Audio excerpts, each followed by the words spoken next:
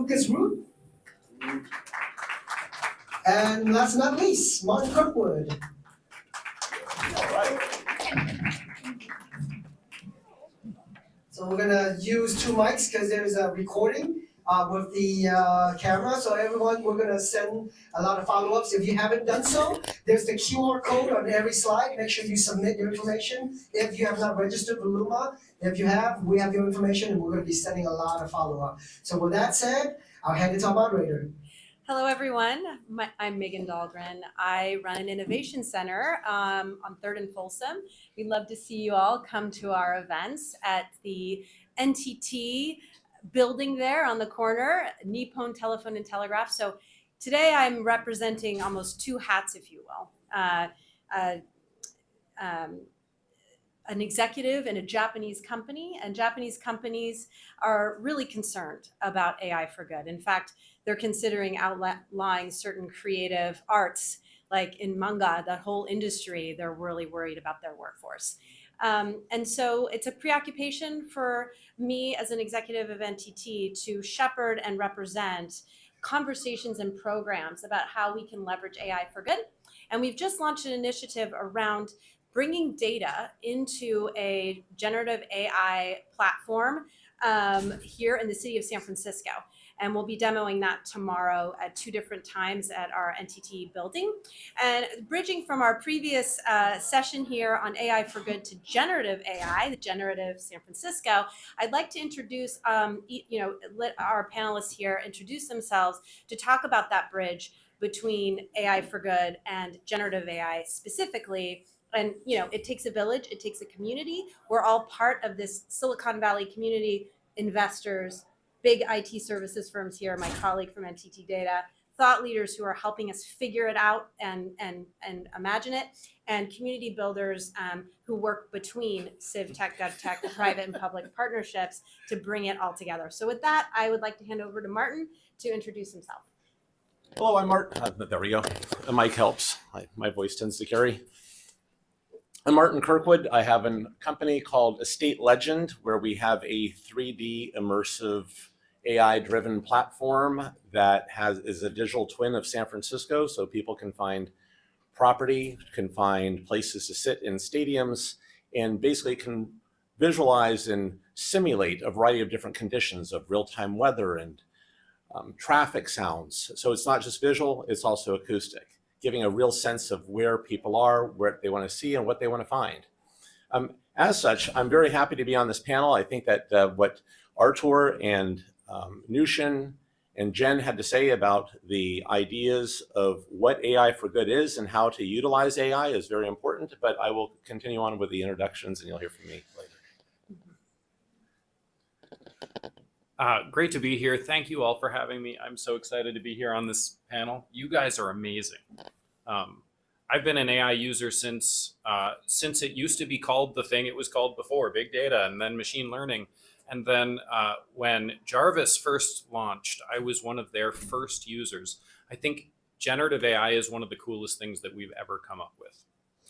I also would like to invite you all to think of AI differently than you used to think of it. Think of it not like a monster supercomputer, a monster superintelligence that's capable of figuring out the answer to every question you could possibly ask, which it kind of is doing, and that's very cool. But there's a reason for that.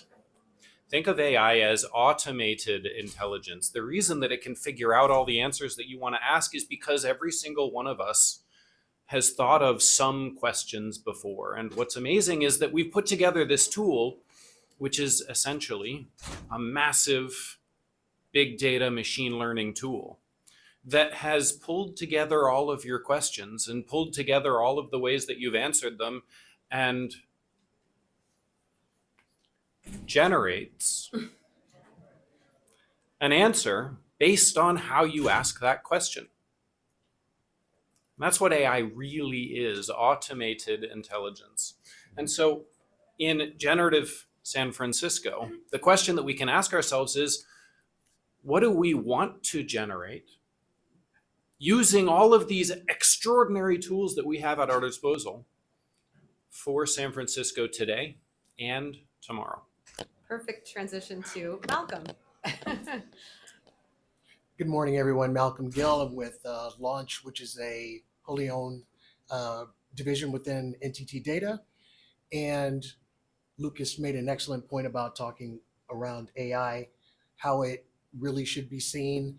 There's a lot of concern around the negatives, and I'd like to try to reframe the conversation around the positive ways that generative AI could be of value, not only for the city of San Francisco and the purpose of this conversation, but across the board.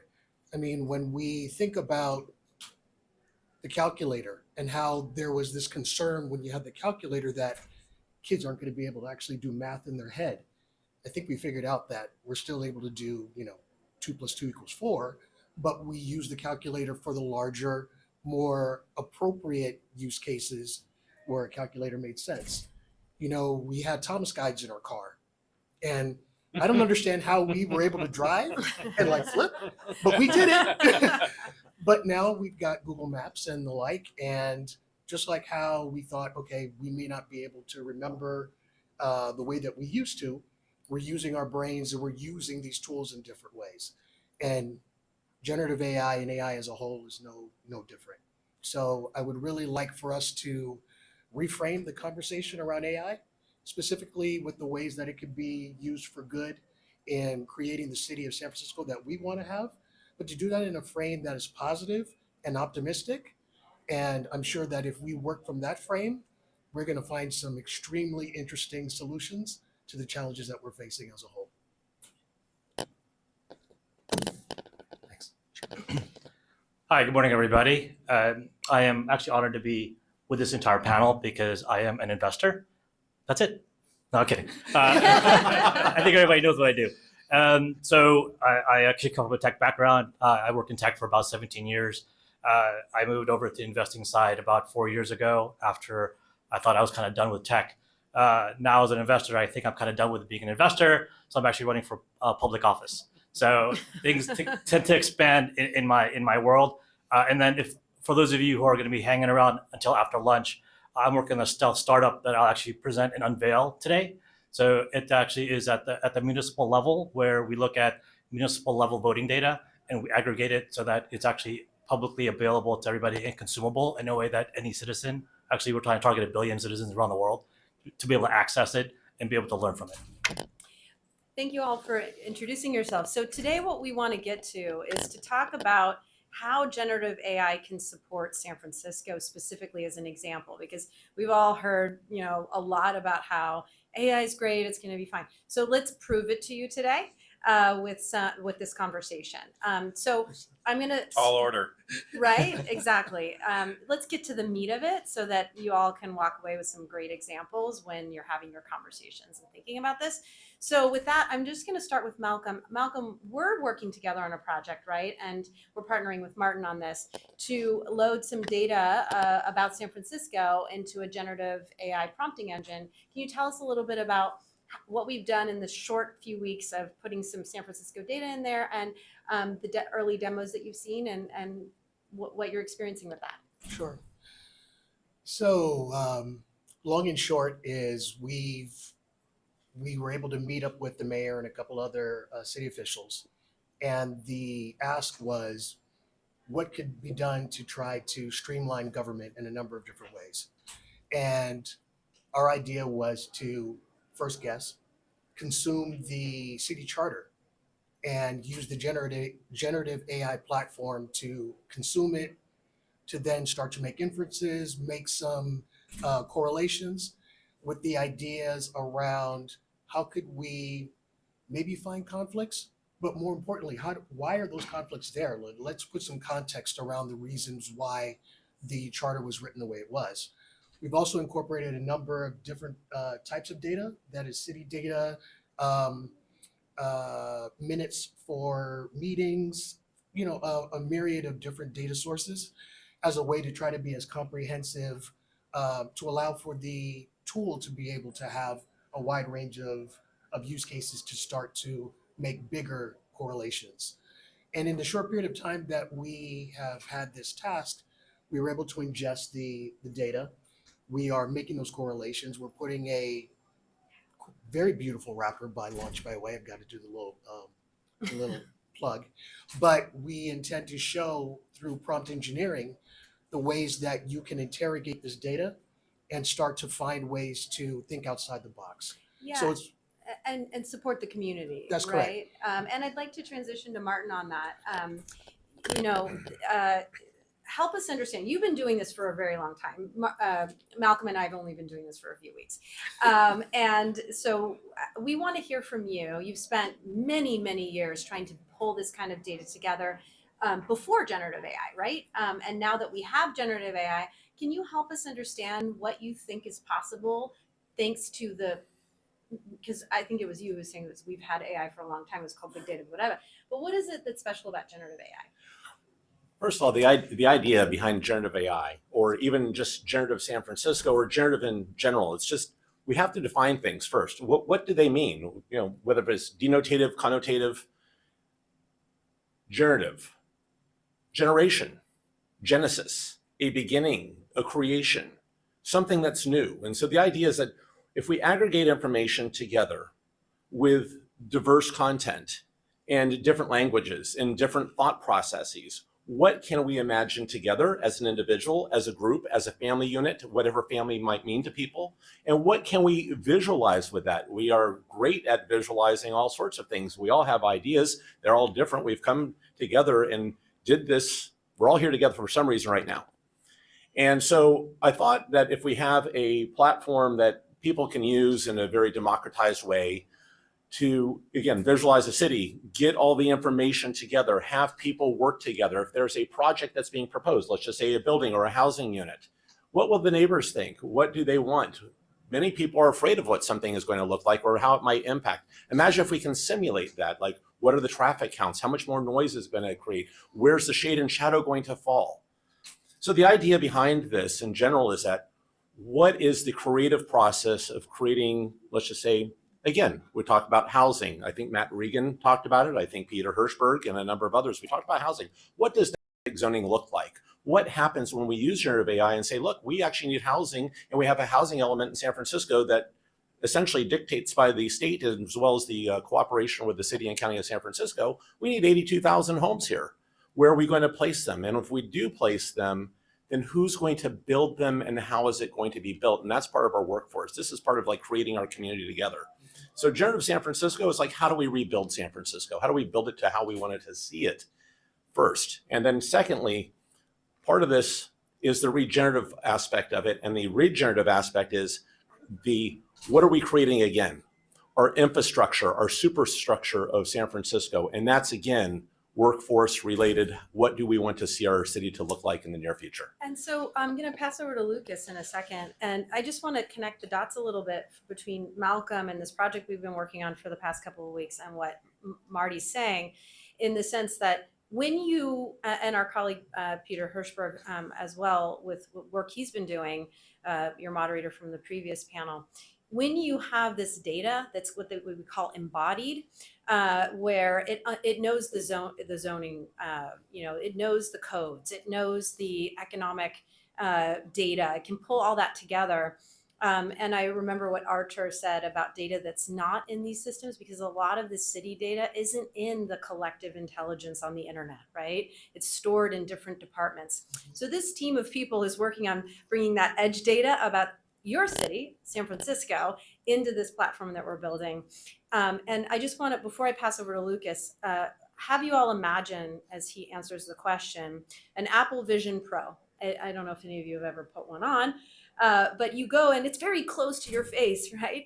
You put it on and you can immerse yourself in this other world. So imagine everything Marty just said about your San Francisco of the future. And there's this data, this collective intelligence where you can literally put yourself into that future. And with that, Lucas, help us understand that future. I love it. What a fun question.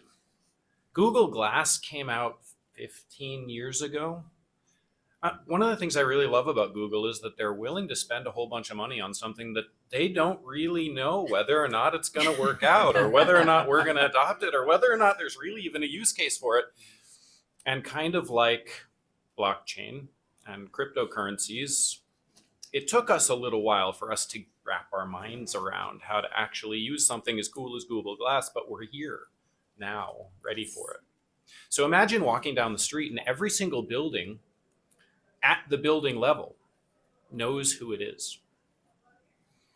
Every building has coding inside of it, so it understands and is actually capable of communicating with smart devices nearby. We're already carrying a smart device that could receive that communication. And this is connected to the sunglasses that you're wearing, or your Google Glass, or your Apple Vision Pro. And as you walk by, you have a question in your head. What would it look like if there was twice as many homeless people right here, right now? And the building has an answer for you. Why? Because the building is connected to what NTT is building right now. The building is connected to this super intelligence with some ideas about how to answer that question, because you know what? Somebody else asked one that was similarly yesterday, and we have some data in there to support that question. What if you wanted to ask a different question? What if you wanted to ask, when is trash pickup gonna happen? What if you wanted to ask, if I run this red light, am I gonna get a ticket? I ran a red light yesterday. And I'd like to know if I'm going to get a ticket. What if you want to ask, how close is the nearest park that I can go for a walk and stretch my legs and get some fresh air? And how do I park so that I can get to that park? And I kind of want a coffee and a bagel while I'm at it. And, you know, sometimes wandering around to find a great coffee shop and a park is exactly what I want to do, because then I get to have novel experiences. And sometimes I really just want to get to the freaking park. All of these questions are questions that right now we don't have a good way to answer. For better or worse, Google Maps will not give us those answers. And maybe they will in a year or two. Maybe NTT is going to plug right into Google Maps and you'll have that answer. Yeah. And you're going to get the Ray-Bans that are already out with the connection to your pocket computer. And you're going to be able to ask that question right then and there to your ChatGPT, which already accepts your vocal input, and it'll output into your glasses, and it'll give you directions. Go that way, there's a coffee shop over there. Go that way, there's a park over there. But if you want a quieter park, maybe you should go an extra 2 blocks that way. Yeah, that augmented reality, I think, is a nice bridge between the last panel and what Arturo was saying and our panel.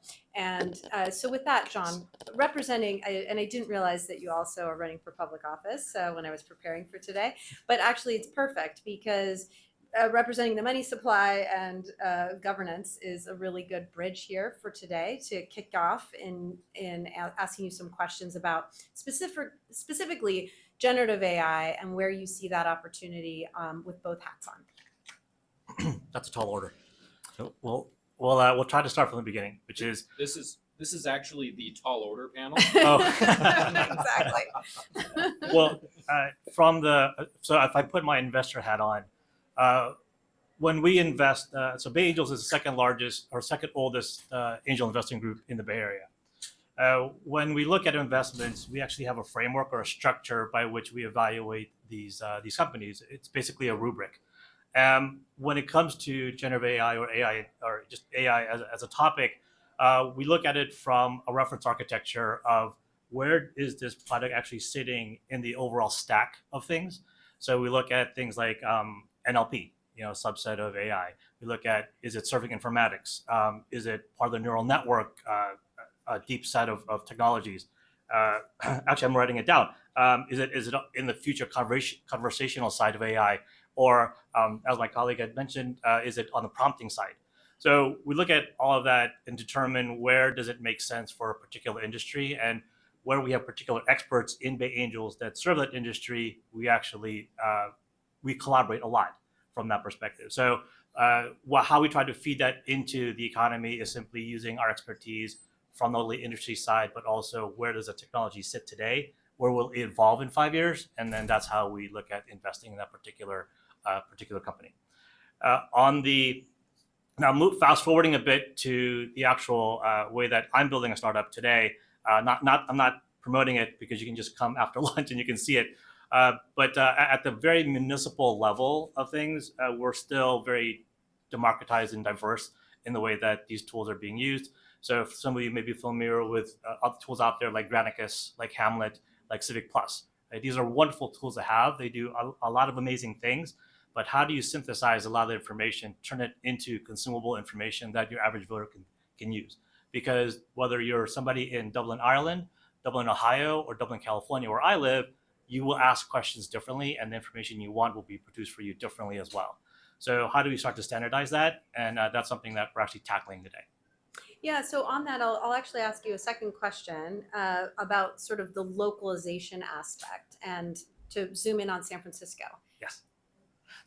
So specific to San Francisco, one of my co-founders is actually an individual who brought me here today. And one of the things that we actually did just a couple of days ago is we were planning our roadmap for hiring. So I know this is OEWD. So one of the things that we will be looking at is how do we look at those displaced tech workers who could probably serve as prompting engineers for us.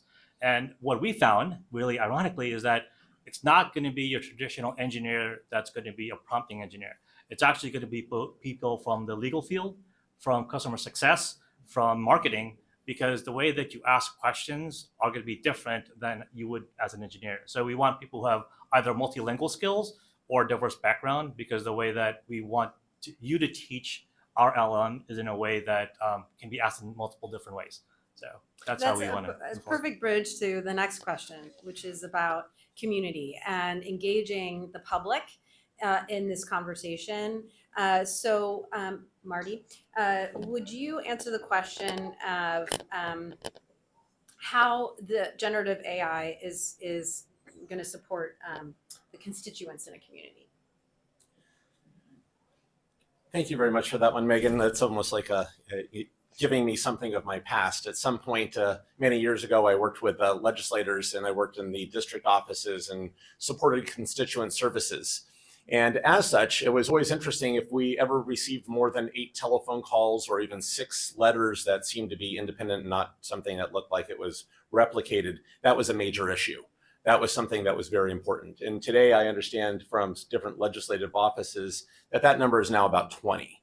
So if somebody hears that there's 20 different, that there's an issue in a neighborhood, what happens now is that there's next door, there's a variety of different platforms for people to engage, but not everybody's on those platforms. So it's the idea of like, what do we do and where do we go? The cities obviously are trying to have resource fairs and try to get people together. And again, there's only so much outreach that they can do to actually get everybody together. So where do we find that nexus? Where do we find the connection between people, constituents, neighbors, even inside of families? How do we bring that and bridge that together? I think that the people on this panel, as well as the one before and the couple that will come after, are going to come up with a lot of those answers. And I really want to, when we talk about community, again, community means a lot of different things. It's not just about language. It's not about our culture. It's about the resources we share, our life that we share, and this little time-space bubble that we have all together. With that, I certainly know somebody that knows a lot about community, and I'm going to pass the mic on to Lucas. That was what I was hoping you would do, and I'll just softball Lucas. Yeah, if you can connect the dots in terms of, you know, the virtual place. You had talked about it in the glasses, but Marty's talking about how we need to aggregate information and collective intelligence to a virtual place. Like I think of AOL back in the day, or Yahoo, you know, homepage. If you can help us to imagine where that centralization could look like in the future. Fun. So we actually have a basic answer for this already. Every single one of you is using it. I see you picking up and taking photos or videos. We have a central place and we're using it. How many of you have gotten a silver alert or an amber alert recently? Your phone goes off and you're like, why are you bothering me? I had you on silent mode right now. Oh, it's an amber alert. Got it. Now, you have your phone, and in very few short years, every single one of these phones is going to have a core AI component. They're already starting to be released. You have your phone, you have AI. What would it look like for you to have a tool that allows you to ask questions of your council person without them being present? It's already possible. Your council person can right now train up their own GPT so that every single one of their votes that they've ever cast, every single one of their public speeches that they've ever made, you can actually interact with. It's possible today. What's it going to look like when that's the law? What's it going to look like to your community when you guys get together over coffee at the local coffee shop and have a conversation about how your council person is voting and talking about your community and representing your interests? Now let's turn that around. Now let's imagine that your council person has a town hall once a week. Why? Partly because they really want to meet you and get to know you and have conversations with you, but also because every single time they have a town hall, you speak as a community. And in a year, your council person has 52 instances of GPT training so that your council person can now talk to you real time and understand exactly how you want to ask questions of the council person, exactly what you might be looking for as answers, how you might vote about a housing project that's coming in, how you might react when that housing project needs to cut down 15 400-year-old oaks. And in fact, that same GPT can also tell the council person what the impact on the air quality is going to be when those 400-year-old oaks are cut down. So with that, that's a perfect transition to Malcolm. So with Malcolm, we're trying to build this. NTT Data is building this. And so we would love to partner with you. Please come up and talk to us, because what Lucas just described, that's what we're trying to do. And as a Japanese company, this is what AI for Good means. So we are the title sponsors, NTT, of the Osaka World Expo, if any of you are going to Japan anytime soon. And the theme of our pavilion is telepathy. So what we're talking about with the glasses, with this app where you can talk, this acceleration, is that it will start to feel like technology is telepathy, like when you drive your Tesla and you feel like you could text the whole time because it telepathically knows where to drive, you know what I mean? But it's gonna get more and more like that. So Malcolm, with that, help us understand a bit more about our vision for this. Once again, we tried to go with the largest pool of data, the largest sampling of experiences, and being intentional in the way that we're developing it to incorporate even more sources of information and more sources of engagement. Because ultimately, we want this to really be a solution that trends or that works in parallel. One where it would be centered based upon the perspective of people within the firewall of government. So like Lucas said, so they have an understanding, an intuitive understanding based upon the feedback that they've received from constituents and from outside sources, if you will.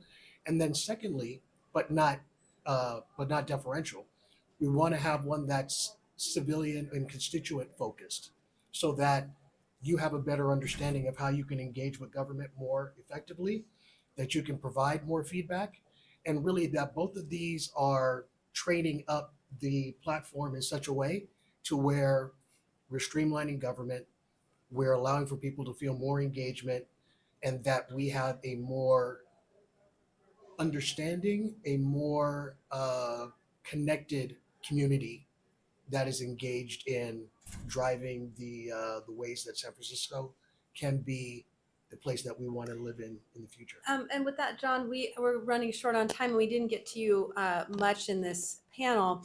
Maybe we can go over a minute or two to understand with both of your hats, right, with the startup that you're passionate about here in the Bay, and as an investor, for those in the room in this startup community, help us understand how the investor's thinking about this. From the perspective of this conversation of really bringing AI to the community for good. Yeah. Yes. Well, if I may be so bold as to say that I don't get to see enough of the pitches that come from folks in GovTech. So as an investor, I would love to see more. And one of the reasons I have a passion for what I'm building is because I didn't see that. So I'm trying to create, be that flag bearer for Big Angels, where we get to embrace those who have new ideas other than just the typical things that you see through the pipeline. So for those of you who are startup founders yourselves, please come see me after. I would love to have a conversation. Well, time's up. Thank you. Let's give it to our panelists. Megan, John, Malcolm, Lucas, and Martin. Thank you so much.